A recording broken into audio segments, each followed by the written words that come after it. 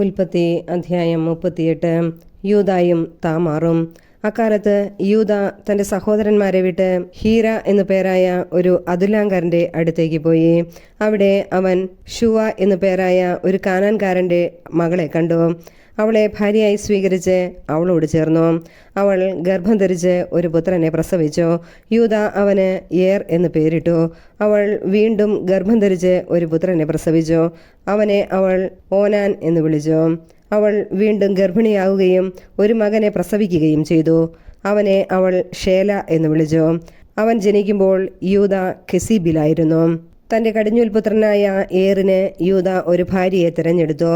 അവളുടെ പേര് താമാർ എന്നായിരുന്നു. എന്നാൽ യൂദായുടെ കടിഞ്ഞൂൽ പുത്രനായ ഏർ കർത്താവിൻ്റെ മുമ്പിൽ ദുഷിച്ചവനായിരുന്നു. കർത്താവ് അവനെ മരണത്തിനിരയാക്കി.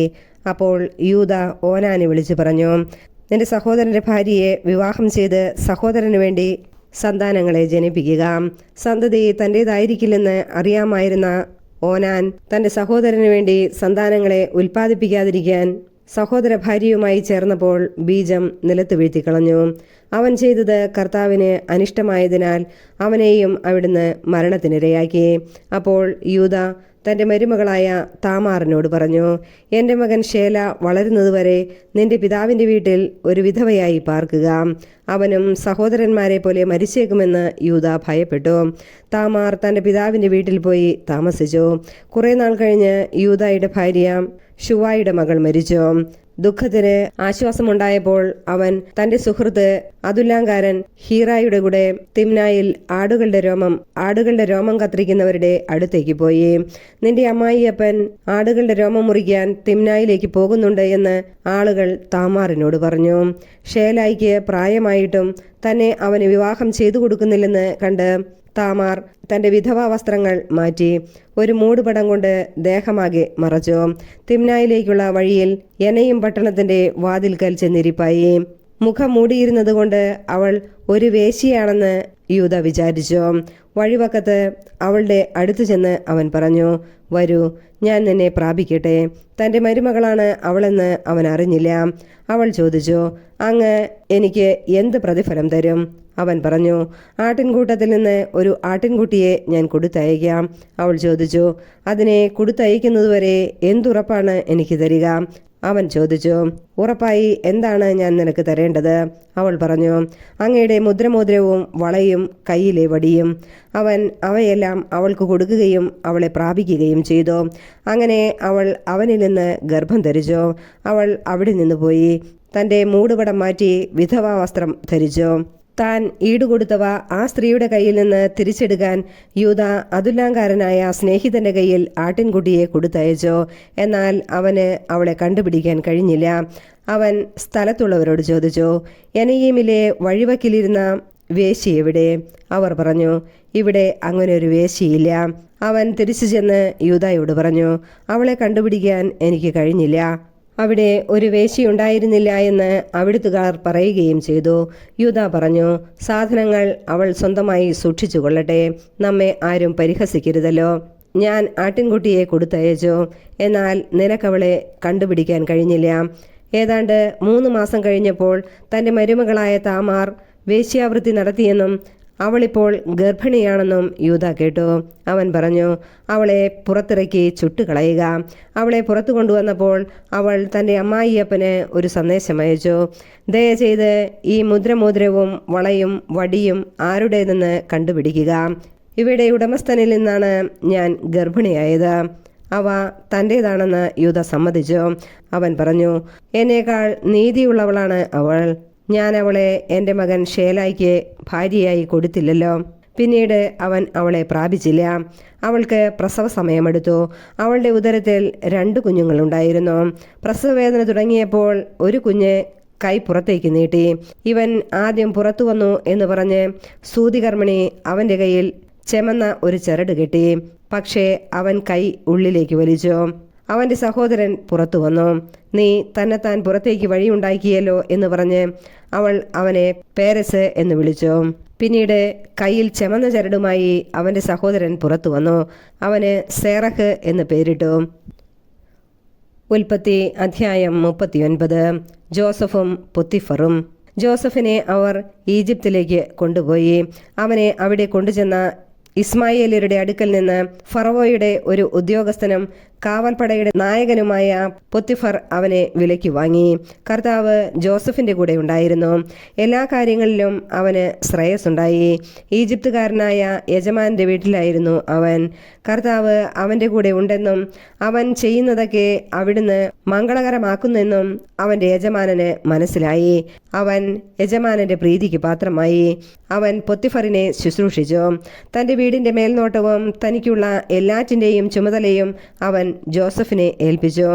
ആ ഈജിപ്തുകാരൻ വീടിന്റെ മേൽനോട്ടവും തനിക്കുള്ള എല്ലാറ്റിന്റെയും ചുമതലയും ജോസഫിനെ ഏൽപ്പിച്ച നാൾ മുതൽ ജോസഫിനെ ഓർത്ത് കർത്താവ് അവന്റെ വീടിനെ അനുഗ്രഹിച്ചു. അവന്റെ വീട്ടിലും വയലിലുമുള്ള എല്ലാറ്റിന്റെയും മേൽ കർത്താവിന്റെ അനുഗ്രഹമുണ്ടായി. അവൻ തന്റെ വസ്തുക്കളെല്ലാം ജോസഫിനെ ഭരമേൽപ്പിച്ചതിനാൽ ഭക്ഷണത്തിലല്ലാതെ മറ്റൊന്നിലും അവന് ശ്രദ്ധിക്കേണ്ടിയിരുന്നില്ല. ജോസഫ് വടിവത്ത ശരീരമുള്ളവനും സുമുഖനുമായിരുന്നു. കുറച്ചുനാൾ കഴിഞ്ഞപ്പോൾ അവന്റെ യജമാനന്റെ ഭാര്യയ്ക്ക് അവനിൽ അഭിലാഷം തോന്നി. എൻ്റെ കൂടെ ശയിക്കുക, അവൾ അവനോട് ആവശ്യപ്പെട്ടു. പക്ഷേ അവൻ വഴങ്ങിയില്ല. അവൻ അവളോട് പറഞ്ഞു, ഞാൻ ഉള്ളതുകൊണ്ട് യജമാനൻ വീട്ടിലുള്ള ഒന്നിനെക്കുറിച്ചും ശ്രദ്ധിക്കാറില്ല. എല്ലാം അവൻ എൻ്റെ കയ്യിൽ ഏൽപ്പിച്ചിരിക്കുന്നു. എന്നേക്കാൾ വലിയവനായി ആരും ഈ ഭവനത്തിലില്ല. എൻ്റെ മേൽനോട്ടത്തിൽ നിന്ന് നിങ്ങളെ അല്ലാതെ മറ്റൊന്നും അവൻ മാറ്റി നിർത്തിയിട്ടില്ല. അത് നിങ്ങൾ അവൻ്റെ ഭാര്യയായതുകൊണ്ടാണ്. ഞാൻ എങ്ങനെയാണ് ഇത്ര നീചമായി പ്രവർത്തിച്ച് ദൈവത്തിനെതിരെ പാപം ചെയ്യുക? അനുദിനം അവൾ പറഞ്ഞിട്ടും അവളുടെ കൂടെ ശയിക്കാനോ അവളുടെ അടുത്തിരിക്കാനോ അവൻ കൂട്ടാക്കിയില്ല. ഒരു ദിവസം ജോസഫ് ജോലി ചെയ്യാനായി വീട്ടിനുള്ളിൽ പ്രവേശിച്ചു. വേലക്കാർ ആരും അകത്തില്ലായിരുന്നു.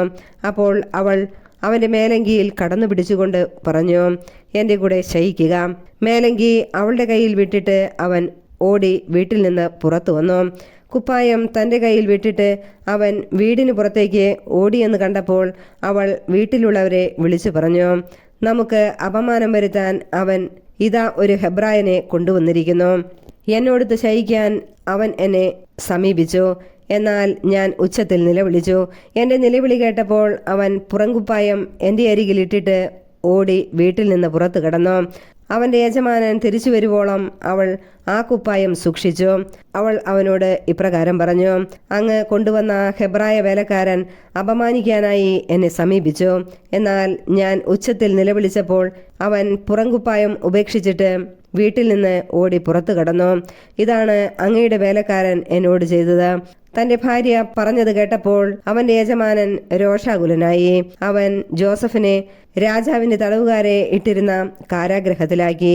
അങ്ങനെ അവൻ കാരാഗ്രഹത്തിൽ കഴിച്ചുകൂട്ടി. ജോസഫ് കാരാഗ്രഹത്തിൽ. കർത്താവ് ജോസഫിന്റെ കൂടെ ഉണ്ടായിരുന്നു. അവിടുന്ന് അവനോട് കാരുണ്യം കാണിച്ചു. അവന് കാരാഗ്രഹ സൂക്ഷിപ്പുകാരന്റെ പ്രീതി ലഭിക്കുവാൻ ഇടയാക്കുകയും ചെയ്തു. കാരാഗ്രഹ സൂക്ഷിപ്പുകാരൻ തടവുകാരുടെയെല്ലാം മേൽനോട്ടം ജോസഫിനെ ഏൽപ്പിച്ചു. അവിടെ എല്ലാം ജോസഫിന്റെ മേൽനോട്ടത്തിലാണ് നടന്നത്. ജോസഫിനെ ഭരമേൽപ്പിച്ച ഒരു കാര്യത്തിലും കാരാഗ്രഹ സൂക്ഷിപ്പുകാരൻ ഇടപെട്ടില്ല. കാരണം കർത്താവ് അവന്റെ കൂടെ ഉണ്ടായിരുന്നു. അവൻ ചെയ്തതൊക്കെ കർത്താവ് ശുഭമാക്കുകയും ചെയ്തു. ഉൽപ്പത്തി അധ്യായം 40. ജോസഫ് തടവുകാരുടെ സ്വപ്നം വ്യാഖ്യാനിക്കുന്നു. കുറച്ചുനാൾ കഴിഞ്ഞ് ഈജിപ്തിലെ രാജാവിൻ്റെ പാനപാത്രവാഹകനും പാചകനും തങ്ങളുടെ യജമാനനായ രാജാവിനെതിരെ തെറ്റു ചെയ്തു.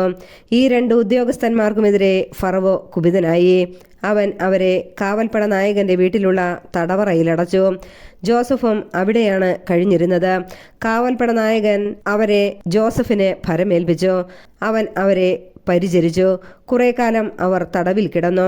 തടവിൽ കിടന്നിരുന്ന അവരിരുവർക്കും ഈജിപ്തിലെ രാജാവിന്റെ പാനപാത്രവാഹകനും പാചകനും ഒരു രാത്രിയിൽ വേറെ വേറെ അർത്ഥമുള്ള സ്വപ്നമുണ്ടായി. ജോസഫ് രാവിലെ അവരുടെ അടുക്കൽ ചെന്നപ്പോൾ അവർ വിഷാദിച്ചിരിക്കുന്നത് കണ്ടു. തന്റെ യജമാനന്റെ വീട്ടിലെ തടവറയിൽ തന്നോടൊത്ത് കഴിയുന്ന ആ ഉദ്യോഗസ്ഥന്മാരോട് അവൻ ചോദിച്ചു, നിങ്ങളുടെ മുഖത്ത് എന്താണ് ഇന്നൊരു വിഷാദം? അവർ പറഞ്ഞു, ഞങ്ങൾ രണ്ടുപേരും സ്വപ്നം കണ്ടു.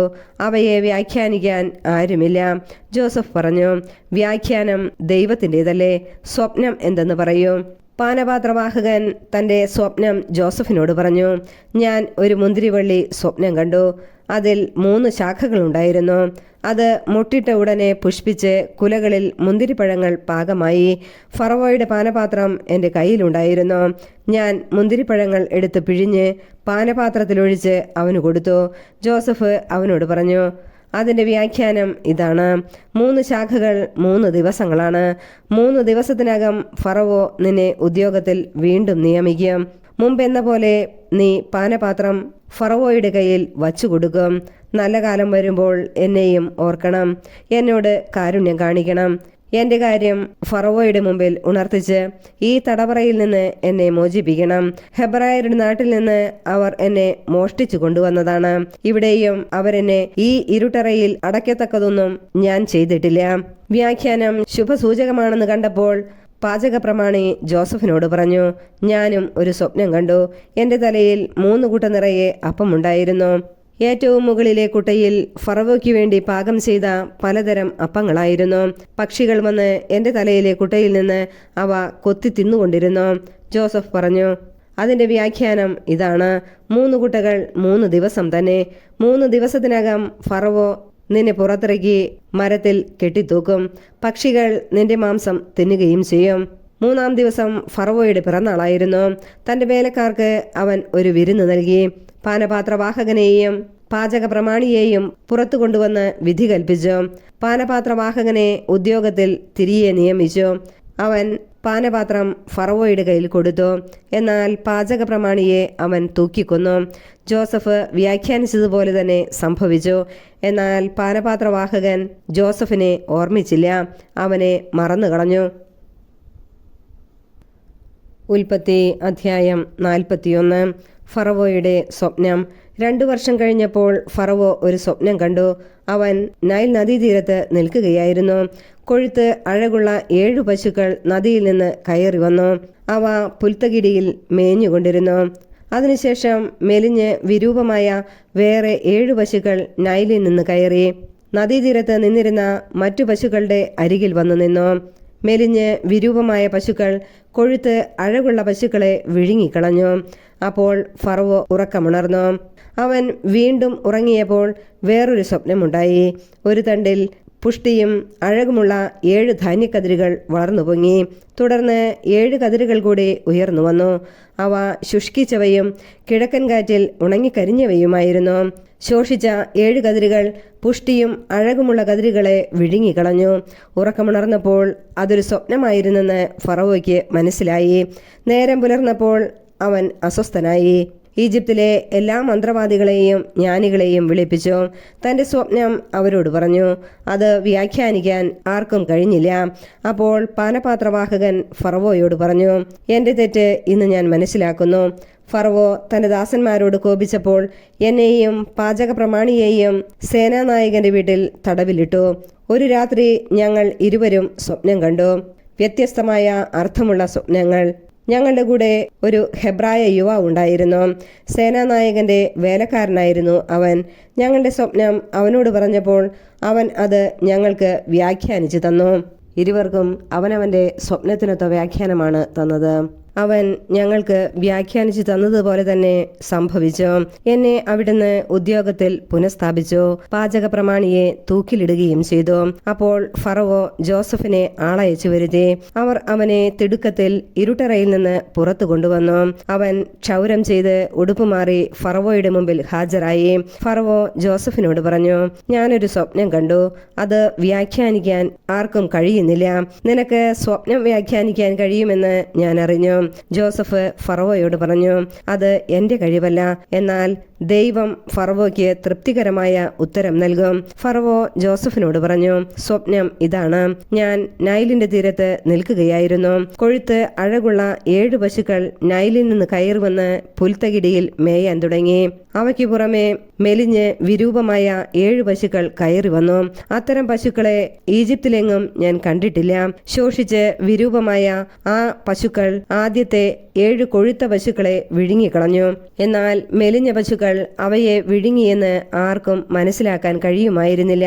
കാരണം മുമ്പെന്ന പോലെ തന്നെ ശോഷിച്ചാണ് അവ കാണപ്പെട്ടത്. അപ്പോൾ ഞാൻ കണ്ണു തുറന്നു. വീണ്ടും സ്വപ്നത്തിൽ പുഷ്ടിയും അഴകുമുള്ള 7 കതിരുകൾ ഒരു തണ്ടിൽ വളർന്നു നിൽക്കുന്നത് ഞാൻ കണ്ടു. തുടർന്ന് ശുഷ്കിച്ചതും കിഴക്കൻ കാറ്റിൽ വാടിക്കരിഞ്ഞതുമായ 7 കതിരുകൾ പൊങ്ങി വന്നു. ശുഷ്കിച്ച കതിരുകൾ നല്ല കതിരുകളെ വിഴുങ്ങിക്കളഞ്ഞു. ഞാനിത് മന്ത്രവാദികളോട് പറഞ്ഞു, എന്നാൽ അത് വ്യാഖ്യാനിച്ചു തരാൻ ആർക്കും കഴിഞ്ഞില്ല. അപ്പോൾ ജോസഫ് ഫറവോയോട് പറഞ്ഞു, ഫറവോയുടെ സ്വപ്നങ്ങളുടെ അർത്ഥം ഒന്ന് തന്നെ. താൻ ഉടനെ ചെയ്യാൻ പോകുന്നത് എന്തെന്ന് ദൈവം ഫറവോയ്ക്ക് വെളിപ്പെടുത്തിയിരിക്കുന്നു. 7 നല്ല പശുക്കൾ 7 വർഷമാണ്. 7 നല്ല കതിരുകളും 7 വർഷം തന്നെ. സ്വപ്നങ്ങളുടെ അർത്ഥം ഒന്ന് തന്നെ.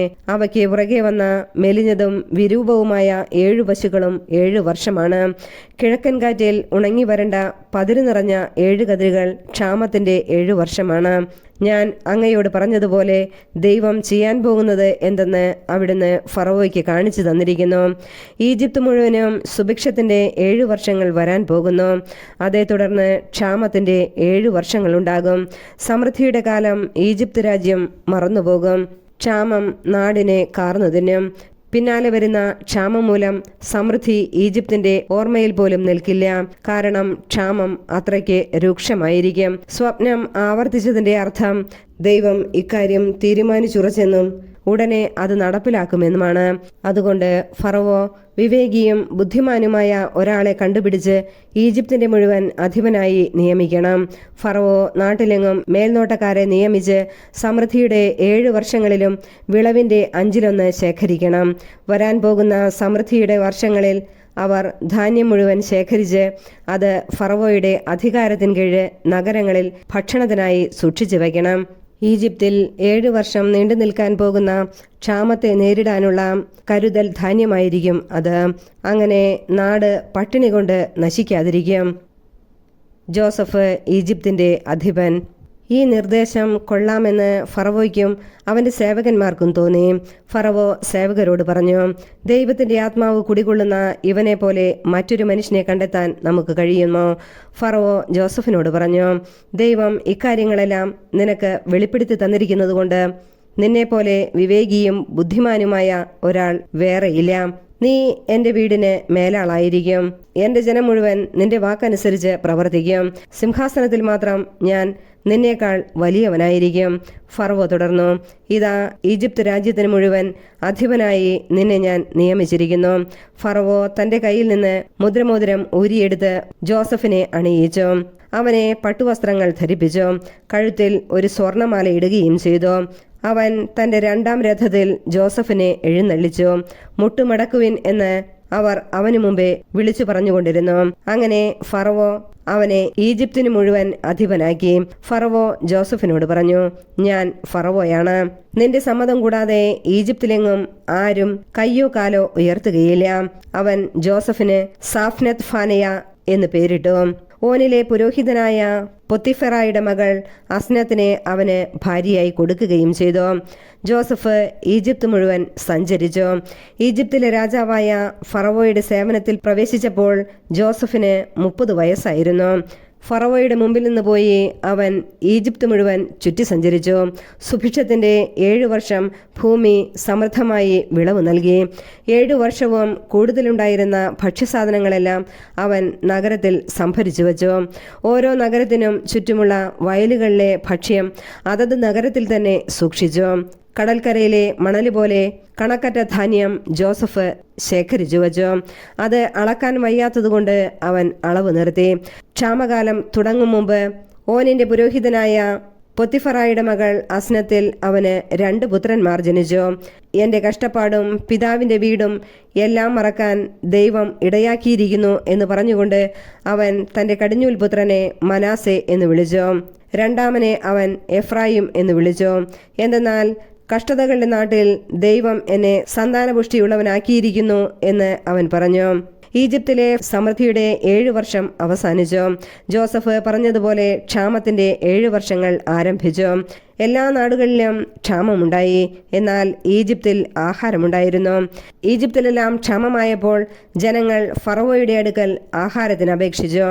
അവൻ ഈജിപ്തുകാരോട് പറഞ്ഞു, ജോസഫിന്റെ അടുത്തേക്ക് ചെല്ലുക, അവൻ നിങ്ങളോട് പറയുന്നത് പോലെ ചെയ്യുക. ദേശത്തെല്ലാം പട്ടിണി വ്യാപിച്ചപ്പോൾ ജോസഫ് കലവറകൾ തുറന്ന് ഈജിപ്തുകാർക്ക് ധാന്യം വിറ്റു. ഈജിപ്തിൽ പട്ടിണി വളരെ രൂക്ഷമായിരുന്നു. ജോസഫിന്റെ പക്കൽ നിന്ന് ധാന്യം വാങ്ങാൻ എല്ലാ ദേശങ്ങളിലും നിന്ന് ആളുകൾ ഈജിപ്തിലെത്തി. ലോകത്തെല്ലാം പട്ടിണി അത്ര രൂക്ഷമായിരുന്നു. ഉൽപ്പത്തി അധ്യായം 42. ജോസഫിന്റെ സഹോദരന്മാർ ഈജിപ്തിലേക്ക്. ഈജിപ്തിൽ ധാന്യമുണ്ടെന്നറിഞ്ഞപ്പോൾ യാക്കോബ് മക്കളോട് പറഞ്ഞു, നിങ്ങൾ എന്താണ് പരസ്പരം നോക്കി നിൽക്കുന്നത്? അവൻ തുടർന്നു, ഈജിപ്തിൽ ധാന്യമുണ്ടെന്ന് ഞാൻ കേട്ടു. നാം മരിക്കാതെ ജീവൻ നിലനിർത്താൻ വേണ്ടി അവിടെ പോയി നമുക്ക് വേണ്ട ധാന്യം വാങ്ങിക്കൊണ്ടുവരുവേൻ. ജോസഫിന്റെ 10 സഹോദരന്മാർ ധാന്യം വാങ്ങാൻ ഈജിപ്തിലേക്ക് പോയി. എന്നാൽ യാക്കോബ് ജോസഫിന്റെ സഹോദരനായ ബെഞ്ചമിനെ സഹോദരന്മാരോടുകൂടെ വിട്ടില്ല. അവനെന്തെങ്കിലും അപകടം പിണയുമെന്ന് അവൻ ഭയപ്പെട്ടു. അങ്ങനെ ഇസ്രായേലിന്റെ മക്കളും മറ്റുള്ളവരുടെ കൂടെ ധാന്യം വാങ്ങാൻ പോയി. കാരണം കാനാൻ ദേശത്തും ക്ഷാമമായിരുന്നു. ജോസഫായിരുന്നു ഈജിപ്തിലെ അധികാരി. അവനാണ് നാട്ടുകാർക്കൊക്കെ ധാന്യം വിറ്റിരുന്നത്. ജോസഫിന്റെ സഹോദരന്മാർ വന്ന് അവനെ നിലംപറ്റി താണുവണങ്ങി. ജോസഫ് സഹോദരന്മാരെ തിരിച്ചറിഞ്ഞു. പക്ഷേ അവൻ അപരിചിതരോടെന്ന പോലെ അവരോട് പെരുമാറുകയും പരുഷമായി സംസാരിക്കുകയും ചെയ്തു. നിങ്ങൾ എവിടെ നിന്ന് വരുന്നു? അവൻ ചോദിച്ചു. അവർ പറഞ്ഞു, കാനാൻ ദേശത്ത് നിന്ന് ധാന്യം വാങ്ങാൻ വന്നവരാണ് ഞങ്ങൾ. ജോസഫ് തന്റെ സഹോദരന്മാരെ തിരിച്ചറിഞ്ഞെങ്കിലും അവർ അവനെ അറിഞ്ഞില്ല. അവരെക്കുറിച്ച് തനിക്കുണ്ടായ സ്വപ്നങ്ങൾ ജോസഫ് ഓർത്തു.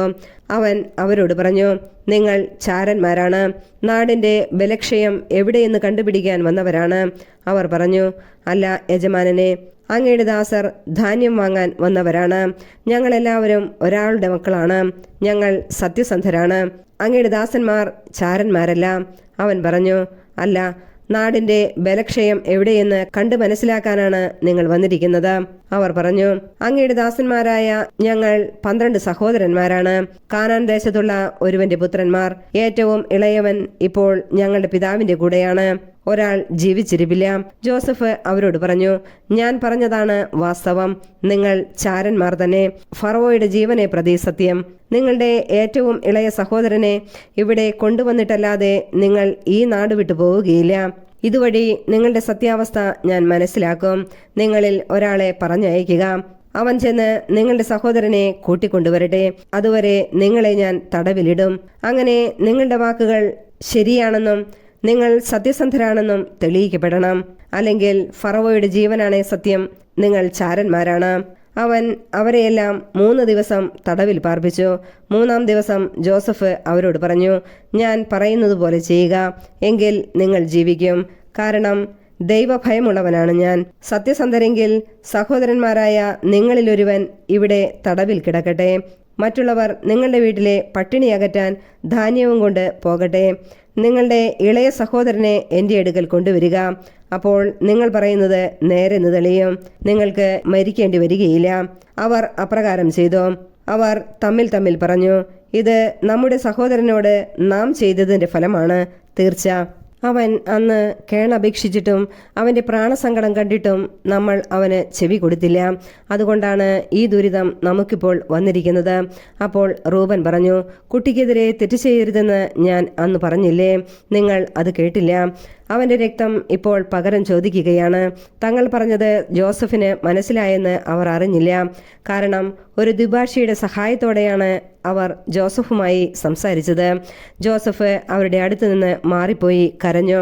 തിരിച്ചു വന്ന് അവരുമായി സംസാരിച്ചു. അവരുടെ കൂട്ടത്തിൽ നിന്ന് അവർ കാണുകെ ശിമയോനെ പിടിച്ച് ബന്ധിച്ചു.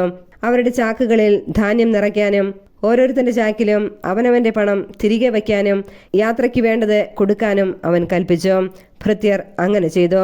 ധാന്യം കഴുതപ്പുറത്ത് കയറ്റി അവർ യാത്ര തിരിച്ചു. വഴിയമ്പലത്തിൽ വെച്ച് കഴുതയ്ക്ക് തീറ്റി കൊടുക്കാൻ അവരിൽ ഒരാൾ ചാക്ക് തുറന്നപ്പോൾ താൻ കൊടുത്ത പണം ചാക്കിന്റെ മുകൾ ഭാഗത്ത് ഇരിക്കുന്നത് കണ്ടു.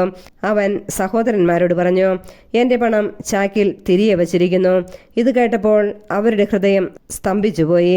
പേടിച്ചു വിറച്ച് മുഖത്തോട് മുഖം നോക്കിക്കൊണ്ട് അവർ പറഞ്ഞു, എന്താണ് ദൈവം നമ്മോട് ഈ ചെയ്തിരിക്കുന്നത്? കാനാൻ ദേശത്ത് തങ്ങളുടെ പിതാവായ യാക്കോബിന്റെ അടുത്ത് തിരിച്ചെത്തിയപ്പോൾ നടന്നതെല്ലാം അവർ അവനോട് പറഞ്ഞു. നാടിന്റെ അധിപൻ ഞങ്ങളോട് വളരെ പരുഷമായി സംസാരിച്ചു. നാട്ടിൽ ചാരവൃത്തിക്ക് എത്തിയവരായി അവൻ ഞങ്ങളെ കണക്കാക്കി. ഞങ്ങൾ അവനോട് പറഞ്ഞു, ഞങ്ങൾ സത്യസന്ധരാണ്, ചാരന്മാരല്ല. ഒരേ പിതാവിന്റെ പുത്രന്മാരായ 12 സഹോദരന്മാരാണ് ഞങ്ങൾ. ഒരുവൻ ജീവിച്ചിരിപ്പില്ല.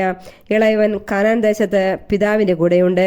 അപ്പോൾ നാടിന്റെ അധിപനായ ആ മനുഷ്യൻ പറഞ്ഞു, നിങ്ങൾ സത്യസന്ധരാണോ എന്ന് എനിക്ക് അറിയാൻ വേണ്ടി നിങ്ങളിൽ ഒരാളെ എൻ്റെ അടുത്ത് നിർത്തുവിൻ. മറ്റുള്ളവർ വീട്ടിലെ ക്ഷാമമകറ്റാൻ ധാന്യവും വാങ്ങിക്കൊണ്ടു പോകുവിൻ. നിങ്ങളുടെ ഇളയ സഹോദരനെ എൻ്റെ അടുക്കൽ കൊണ്ടുവരിക. അപ്പോൾ നിങ്ങൾ ചാരന്മാരല്ല, സത്യസന്ധരാണ് എന്ന് എനിക്ക് ബോധ്യമാകും. അപ്പോൾ നിങ്ങളുടെ സഹോദരനെ ഞാൻ വിട്ടുതരാം. നിങ്ങൾക്ക് ഈ നാട്ടിൽ കച്ചവടം നടത്തുകയുമാകാം.